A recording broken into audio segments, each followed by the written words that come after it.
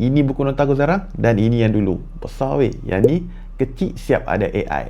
Ini style aku dulu, ambil buku nota, ambil pen dan tulis apa yang penting bila time sembang dengan klien tu. Tiba-tiba aku dapat idea yang best, aku akan tulis juga dekat buku nota tu. Tapi mesti akan ada benda yang tertinggal juga tau. Then the problem is bila kita nak recall balik, tadi aku ingat, dia macam tu. Dan aku ada satu solution ni memang best. Kita gunakan AI. Sebab itulah aku guna Umivo ni sentiasa lekat dengan handphone aku tau. Alah, recorder je pun.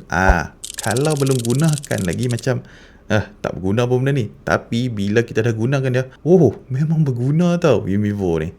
Ini aku bagi contoh penggunaan Umivo ni. Aku ada Zoom meeting dengan klien. Just aku letak je handphone ni dekat tepi dan aku tekan recorder ni untuk dia record apa yang aku sembang dengan klien tu tau. Dan selepas tu aku boleh tengok balik apa yang aku bincangkan dengan klien tu. AI dekat Umivo ni akan tolong buat mind map, dia akan transkripkan apa semua yang kita bincangkan tadi. Lepas tu kita boleh adjust balik tau. Memang advance sangat-sangat tau AI dekat Umivo ni.